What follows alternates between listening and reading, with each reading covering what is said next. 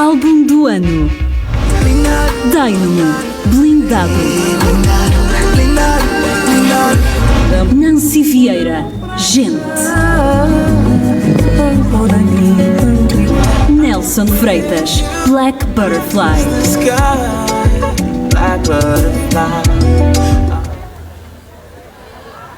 Ai, ai. A vencedora no meio dos contentores aqui no Porto da Praia é Nancy Vieira. É a mulher da noite! É a mulher da noite, Nancy Vieira!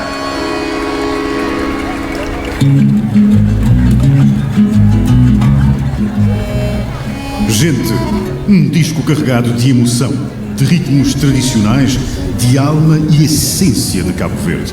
Um disco feito a muitas mãos, com muita gente dentro e interpretado com a mestria de Nancy Vieira. Tão bom. Gente, é o álbum do ano, o 4º prémio da Nancy nesta gala. Beijinho, amor. Muitos parabéns. Boa noite, mais um vez. Às vezes não trazia um novidade para ser só minha, filho fêmea, Miriam. Obrigada. Tem uma estratégia que tem, um exercício que a gente faz sempre, hora que a gente fala sobre os álbuns, para poder elogiar-se à vontade. A gente faz de conta meu álbum de música instrumental. Portanto, a gente traz voz à parte para poder falar. Forte música, sabe?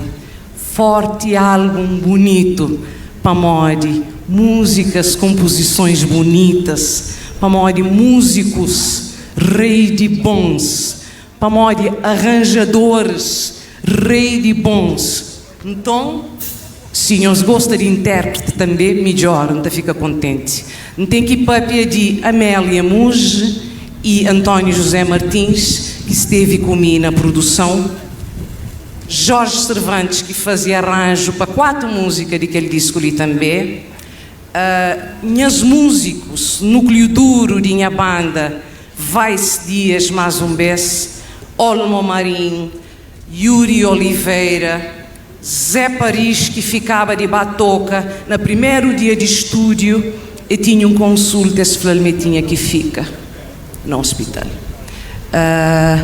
Vais toca baixo também, Jorge Cervantes toca baixo também, e tudo que os outros solistas que participam no disco, meus convidados, Mário Lúcio, Paulo Flores, Remna, Fogo, a Cássia Maior, a própria Amélia Muge canta comigo música de sua autoria, e autores, claro, Mário Lúcio Tubes, Betu, Remna, beleza, que nós tudo nos agradece sempre, Teófilo Chantre, Luís Firmino, nunca tem mais para falar, não estou grata, CVMA, obrigada, ok? Minhas mensagens passa, nós gostam de mim, ainda fica contente. Obrigada, CVMA.